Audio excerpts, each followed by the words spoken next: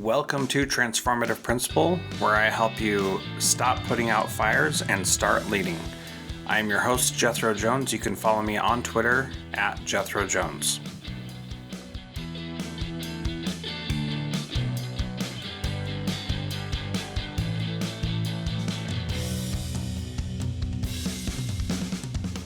Welcome to Transformative Principal. I am your host, Jethro Jones. You can find me on all the social networks at Jethro Jones. I am excited today to have on the program Tyler Lafferty, and he is the executive director and founder of Slingshot.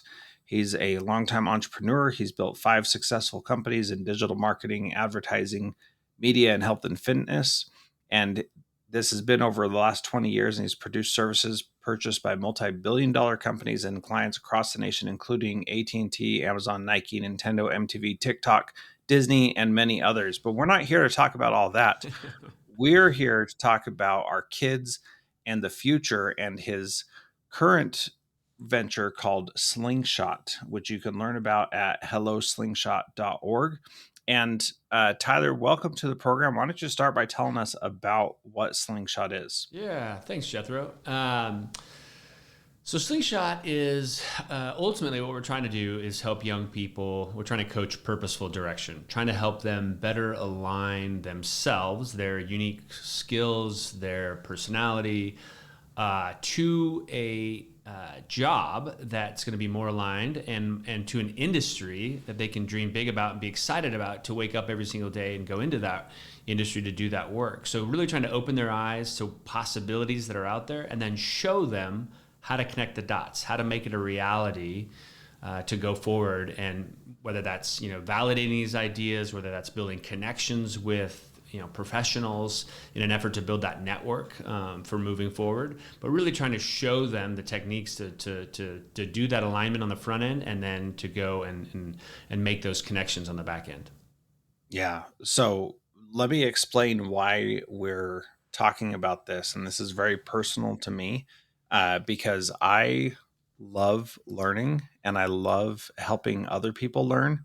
And so I thought that the only option for me was to be a K-12 educator. Sure. And I didn't realize that there were so many other things that I could have done, probably because I wasn't super engaged in school. Sure. And I also had a little, wanted to stick it to the teachers that I had who didn't do a good job preparing me for the future, Right. in my opinion, and Sure. and wanted to I just love helping people learn. I think it's really fascinating and fun to do. But I didn't realize there were so many other things I could have done besides be a teacher, and that there's so many different opportunities out there. And I want to be part of solutions that help kids see that there are a lot of different things out there for them, and that that the main jobs that exist are not the only ones that are out there. And one of my dreams is to start a podcast about crazy jobs that people have that are just off the wall, because every time I talk to somebody, I'm just amazed at what they do. So that's why this is personal to me, and why I think it's valuable to have you on the show and to talk about this, because I love this idea about helping kids dream big about their future and then connect the dots to get to where they want to be. Yeah. And the biggest thing that I hear from kids is that most kids don't know what they want to do when they grow up. And like, where do you start with that? Because that seems like an important thing to figure out before you can start connecting the dots to that. Right.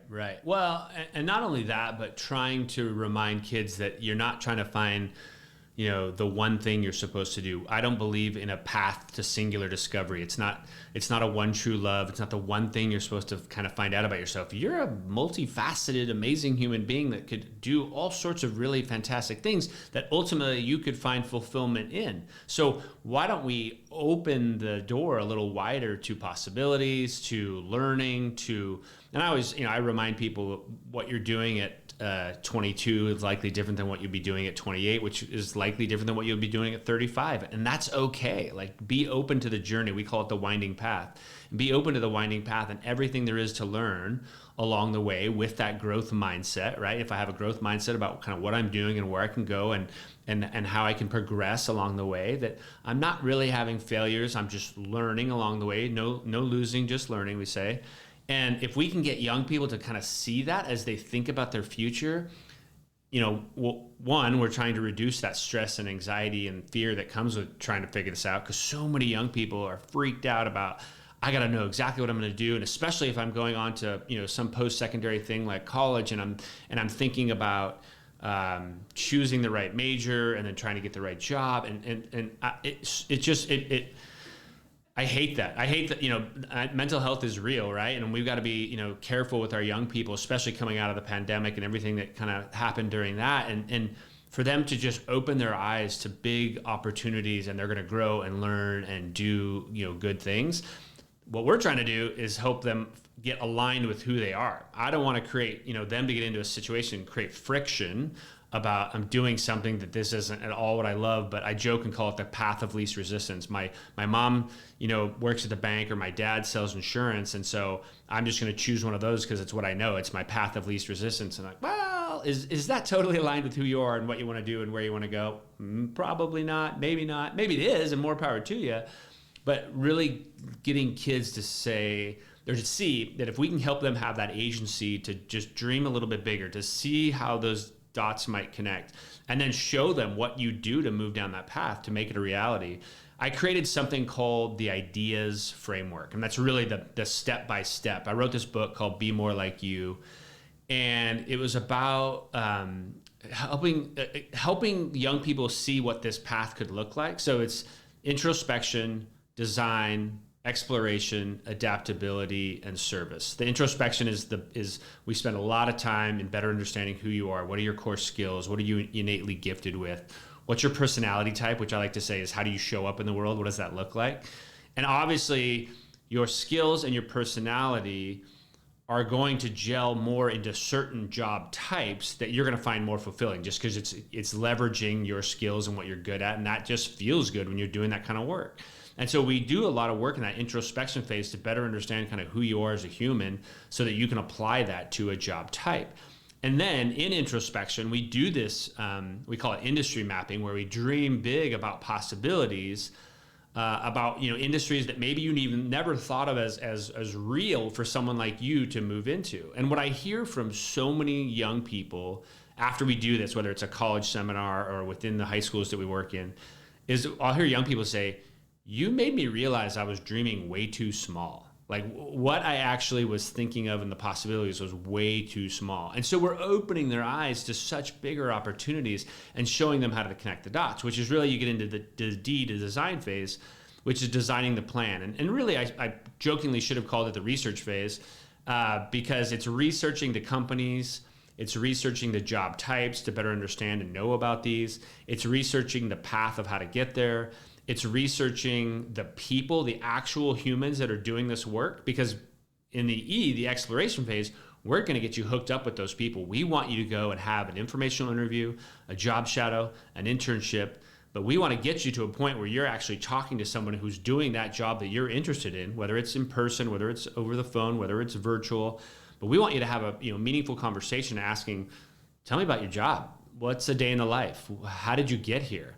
What advice do you have for someone like me who might want to move in this direction? But using that to better understand and validate, is this a direction you want to go? The exploration phase can be so good, because Jethro, you and I both know so many young people can romanticize jobs, like, oh, this would be so cool, this is exactly what I want to do.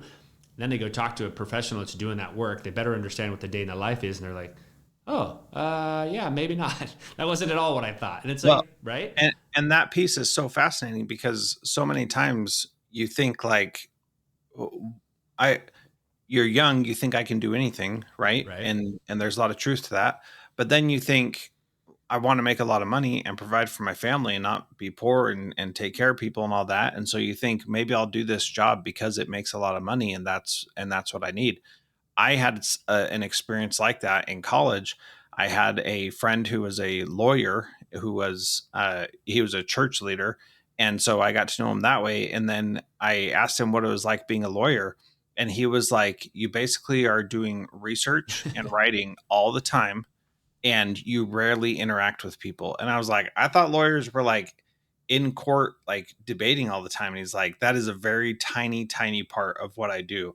And I was like, oh, I need something where I interact with people. I know that. I didn't know a lot when I was in college, but I knew I needed to be able to interact with people. And if I didn't have that, it would be really, really tough. And, you know, hence why I'm doing podcasts now. Yeah.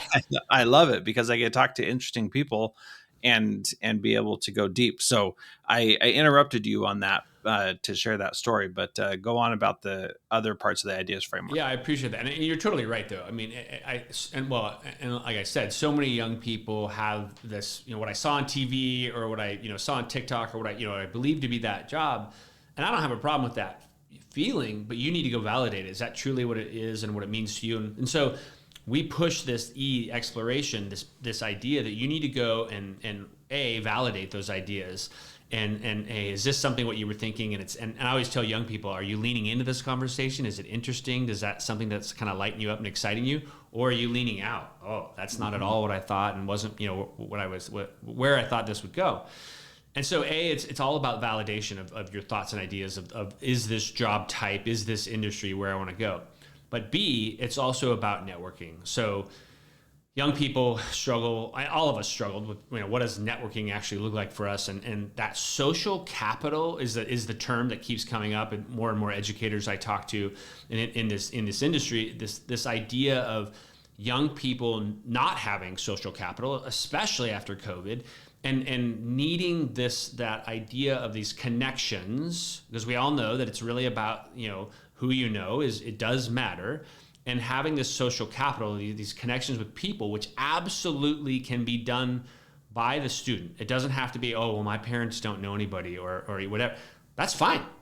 We teach them and coach them on how they can go out, reach out to somebody that they don't know at all, and actually build a connection with them to have, a meaningful conversation about the work. And so, and I've seen it time and time again, Jethro, where someone does an informational interview with somebody and builds a connection, now has them in their LinkedIn or whatever it might be in their network, and then 2 to 3 years later actually gets a job through that person at their company because they were hiring and they stayed in touch. They saw that they posted it on LinkedIn or something like that, and then it happens. And so this is really that social capital. We coach young people on how to build it for themselves. And that's really important because we do work across the socioeconomic spectrum. And so, of course, a lot of these young people that we work with don't have these family relationships or that kind of thing. So we teach them, how do you go out and build those? What does it look like to reach out to somebody? What's the email that you send? What are the questions that you ask once you get the chance to have these conversations? We believe wholeheartedly in that exploration phase and why it's so important and why they need to grow as a human being in that. So that's the exploration phase. Next is adaptability. All right, let me ask another question. Yeah, go ahead. Because this is something that that a lot of people don't understand. Everybody loves to be an expert, right? Sure. Even if you're an expert on just your thing in your one little niche area, it feels really good to have somebody say, hey, tell me about this. I don't know anything about it and I want to learn. Like, everybody really enjoys being able to say, here's this thing that I'm pouring my life into, and let me share it with you. And that's why this is such a powerful thing to do and to teach kids how to do. Because the other part of that is that if it's a teenager reaching out saying, I want to know more about this, people are so willing to give their time and energy to someone who's curious about things. And so when you say, like, you don't have to have connections, you really don't, because I've had many teenagers reach out to me about podcasts, and I'm like, I would love to give you advice, tips, anything that I can do to help you figure out your place in the world with this thing. And, So, that would be fascinating. Jethro, I agree 177%. Let me just take this one step further because, so many of your listeners are educators. I've seen this happen a lot with educators where they'll say, "Oh, I don't want to reach out to them. I don't want to Yeah. ask them to come to my classroom. I don't want to bother them. I don't want to." And I think honestly, it's a little bit of a cop out. I think Yeah. it's It like is. it's them not wanting to have that adult interaction themselves with this Yeah. person. And I remind educators all the time: do not take away that opportunity from that person to help their community. They Yeah. want to help that young person. They want to come and speak in your classroom. They want to help you. And if you don't reach out, you're actually taking that opportunity away from them, which is horrible. Like allow them to give back to their community. Allow them to do something for these young people. And so I always remind teachers that, because I get that I actually created a software program years ago that was like a match.com for teachers and professionals, and we had over 300 professionals in our local area in Spokane that were excited and wanted to give back and said, "Yeah, absolutely, I'll be an advisor. I'll come speak in the classroom. I'll do whatever." And then we had about 200 educators that were on there.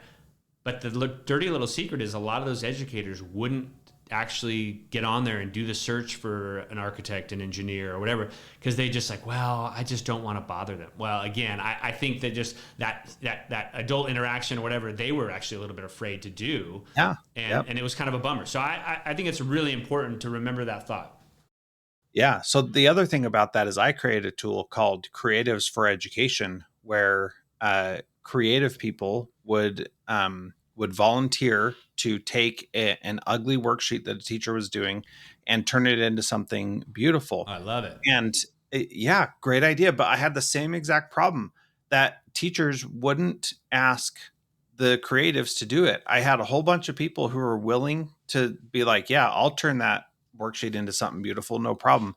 And then nobody would ask them. And so I ended up shutting it down because it didn't work Yeah. out. And it's so fascinating to me because people are anxious and excited to help out, but they don't know what to do, and they don't know how to, like, it's they're not just going to show up at a school and be like, hey, can I speak in one of your classrooms? Right. um that's probably not going to happen. And so they need to be asked, what can we do? And I had a friend who was like a distant friend, that I didn't ever talk to, but I he was a editor on movies in Hollywood, and I reached out to him and said, "Can you talk to my video class about editing?" And this guy who's literally editing the Marvel movies the kids are going to see that weekend is Skyping into my classroom to talk to my kids about editing and what it's like to be a real So cool. Hollywood editor. And So what cool. an amazing experience Yeah. for my kids to be able to see that.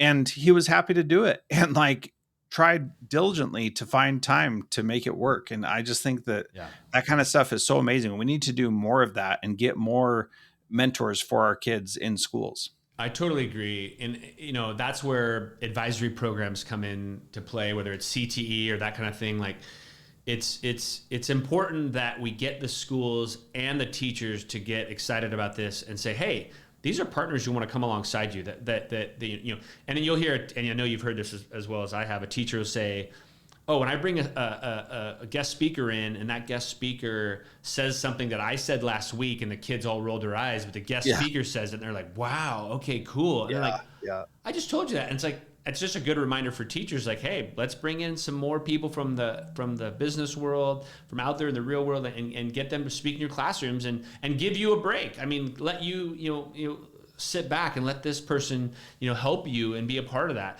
I love the teachers that are diligent about like lining up 2, 3, 4 a semester of people to come in and speak to kids, a new perspective, something different.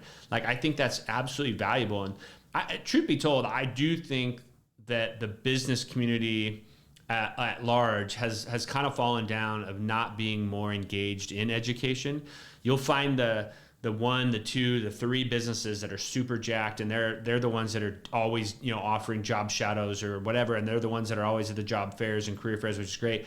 But the larger business community as a whole has kind of, sadly, in my opinion, has pulled back a little bit and just said, well, we're just waiting for them to come to us once they, or finish high school or finish college or whatever it might be. Like, no, you need to go and build this pipeline. You need to go and get excited about, these young people that are coming up that are your next generation of employees. And so Of course, business is about today. Business is about the bottom line. Business is about like trying to stay healthy and relevant and what's going on right this moment. The idea of investing in this larger 5-year plan of this, ninth grader who could be an employee of yours, coming up is hard for a lot of businesses. Yeah. But if we could get them a little more excited about that, I think that it would make education as a whole a better place to see more of that connection between industry and education. Yeah, and it's not just industry that's doing that. Education is doing it also by not creating their own programs Right. for getting kids to become teachers and creating a pipeline for kids to become teachers. Sure. Like I've been advocating for a long time that a kid should be able to graduate high school, get a job in the district, and become a teacher and have the district help pay for their education to become a teacher. That pathway should exist because if a kid can go from working in a school to or from being in a school to working in a school in a different position, not as a teacher but then becoming a teacher later, they're going to have a much better connection to the district, to the kids, Sure. to everything. And we haven't done that well. The other problem with education is that we have made our schools not inviting to other people. There's so much stranger danger and like Right. getting through multiple layers of security and all this kind of stuff. They're not inviting. And, when we moved down here to Spokane from Alaska, we did not feel like the school wanted us as the parents to come into the school. Sure. Granted, it was during COVID, and so there was that issue. But even afterward, it was like you have to ring the buzzer, and then the person is a jerk when they answer instead of recognizing that you're a parent and saying, "Hey, we're glad you're here." It's like state your name and business, and it's like, oh, geez, maybe I don't want to be Right. coming to this school. Yeah. And I am someone who's in education, and I want to be there, and those things still exist, and that's really unfortunate. We've got to find a happy medium between those two, Yeah. on both sides. That it's not just the educators; they need to reach out, but the businesses need to reach out also and be proactive about creating these pipelines as well. Agreed. Agreed. Absolutely. Oh, okay. So further down the ideas framework, the A is adaptability. Adaptability is just recognizing that we're not all on that right path. Sometimes, even though we've done some of this work and we figure out that we've better understood and validated what actually goes into being in this job, this industry. Oh, that's not for me, and that's okay, right? So I always say it's having that courageous conversation with yourself that maybe I'm on the wrong path, and I need to jump back into introspection. I need to do a little bit more work there. I mean, we need to look at a different job type within maybe the same industry or a different industry, but just recognizing that that is okay, and it's okay to actually make some changes. And even if you've done something for 2, 3, 4 years and you now really want to make a change and be adaptable, that's okay, and it's good to be adaptable. So recognizing that and talking about the importance of that. And then the S in the ideas framework is service. Whenever we're talking to a young person, we're talking about finding purpose, fulfillment, happiness in work and life, and we believe it's possible. And yes, of course, you can find that in your vocation. We believe that's absolutely possible. There's also another way, which is to recognize that connection to your community. How do you give back? What does volunteerism look like? We want all these young people to recognize what that's like and what that feels like. And I'll talk to kids and say, hey, how many of you have done a little bit of volunteer work? And of course, a lot of hands go up. It's great. And I said, did that feel pretty good? And you see a lot of nods. And I'm like, that's kind of wonderful, right? Like you actually sacrificed your time, your energy, but you actually got something out of it. And that's really, really fantastic. And so getting young people to recognize that and see that. And then if we can get them to go do some volunteer work, to actually get into a practice of that, what you of course then find is some people are like, I love this work. Like this is I want this to be my day job. And so we want them to have that exposure if they want to go work at a nonprofit or some other sort of service type of, industry or business. Or, I mean, I always say teachers are they're in the service of others. I mean, that's a beautiful thing that you could be a part of. And so getting young people to recognize that, I always knew that if I had the ear of a young person and we're talking about the future, I always wanted to, just dabble in the make sure they understood the importance of giving back to their community and what that looked like. So we talk about that and what that looks, how they can go about that. Yeah, I really like the ideas framework. I think that it's valuable and definitely something to do. What does this look like in practice? Sure. Day to day, how do you work with kids? How do you help them if they are like just some ambitious kid, and they're like, "Hey, I'm listening to a principal podcast because I'm a super nerd." How do they get involved? Or Yeah. more realistically, we got principals and teachers listening to this. How do we bring this kind of program to our schools? I appreciate you asking. So there's four different, I call them delivery pillars. We have four different delivery pillars. The first one is we do a lot of work in schools, high schools and colleges. So, and how that kind of looks is we come in, maybe you've heard of advisory. A lot of schools offer Yeah. advisory. Maybe it's a half hour a week. Maybe it's an hour a month, whatever it might be. It's different in a lot of different schools that we show up in. But we've come in and helped out, if not even in some cases, taken over advisory and said, hey, let us. A lot of principals who are honest with me will say, Tyler, before you came, I'm using air quotes, our advisory was not advising anything. It was, Yeah. we didn't have any real curriculum. Yeah, we have one of those School Links or Zello or one of these programs that allows students to maybe go on and do a little bit of exploration. But we weren't truly helping young people prepare for the future and better understand who they are as humans and what that looks like. And so I've had a lot of principals say, like, this has become our North Star. Like, this is such good stuff. And so we come in and we have a curriculum that is 9 months long, that we can come in, and whether that's once a week, whether that's once a month, we've adapted it in a lot of different ways. But we come in and do one of a couple things. One is either train the teachers on like a 15-minute little training to say, hey, we're going to do this activity this week. This is what we're in the introspection phase. And then it's usually a video of me kind of talking about why this is valuable and what we're doing. And then we'll share with them the activity they're going to do, whether that's a worksheet or some sort of thing we're going to do on the computer. But we teach the teachers, coach the coaches. We do that, and then we allow them to do that during the advisory period. And sometimes we come in alongside teachers, we come alongside counselors and do it with them. So it kind of shows up in a lot of different ways. But we have the curriculum that allows to walk through the ideas framework within that kind of 9-month time. And mind you, I've done this in a 1 hour assembly. I've done it in a 3 hour seminar. I've done it in a weekend seminar. So we do this in high schools, and we're brought in to kind of come in and be a partner in this work. Right now in the Spokane area, we're working with over 3,500 kids within the high schools that we're in 6 different high schools that we're working in. And it's great. I mean, this is a really, strong way to deliver this content, to change the way kids see the future. And I've had kids come up to me and be like, hey, you're the Slingshot guy. And I'm like, yeah, because they've either seen my videos or seen me speak at an assembly for the school. And I had one young man come up and he's like, this is way better than what we did last year. And I Yeah. was like, that's awesome, man. I'm so glad you're like engaged and interested and excited about this. And so that's one way. And we do that both in high schools and colleges. So we work at some of the universities as well and do seminars for them and their students.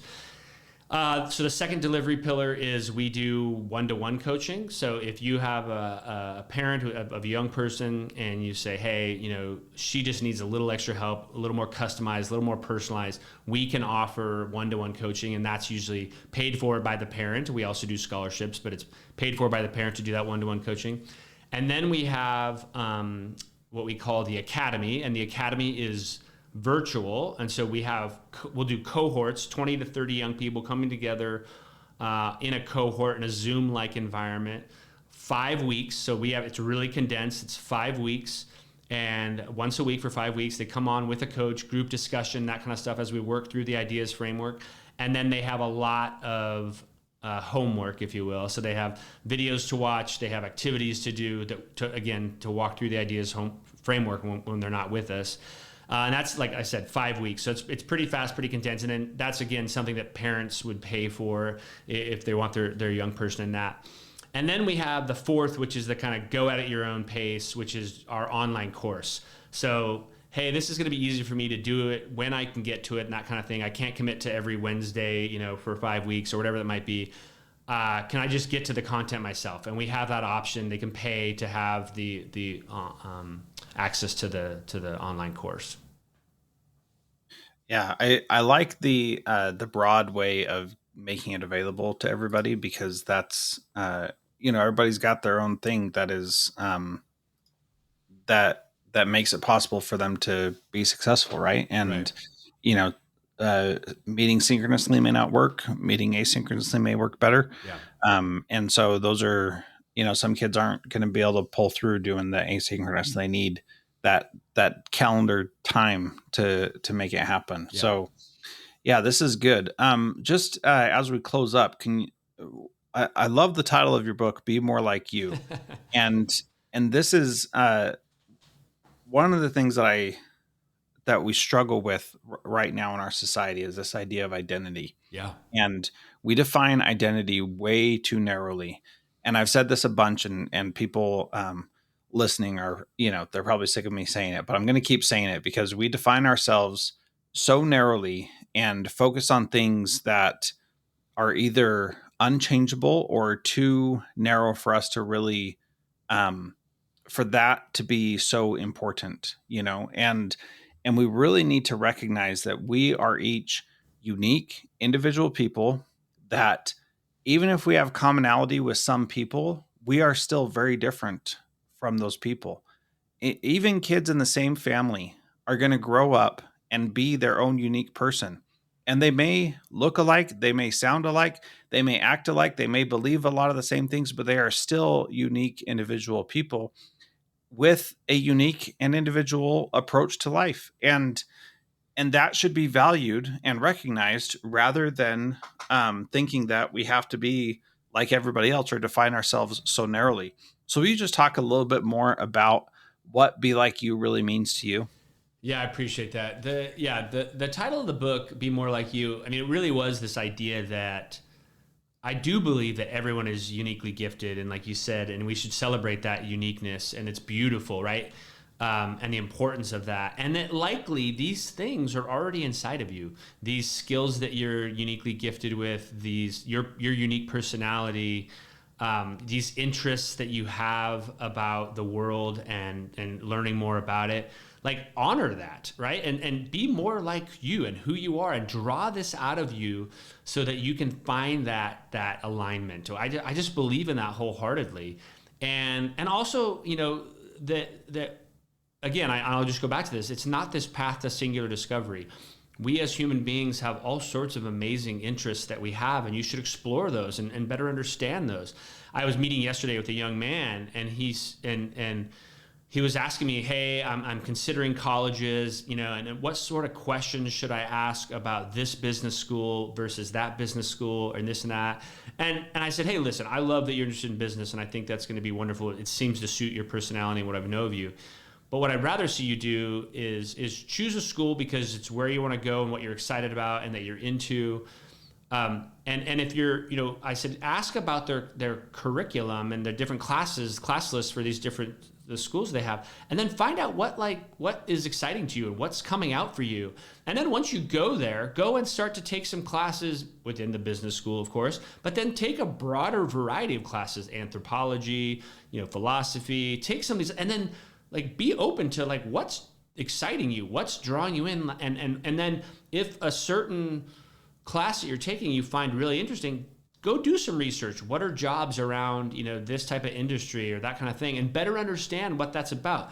It's about that exploration phase and getting the information. I joke with young people. I say that, hey, listen, we only know what we currently know. And I'm like, isn't that a dumb statement? And they all kind of laugh and nod their head. I'm like, but you're making decisions about your future on the limited amount of information you currently have.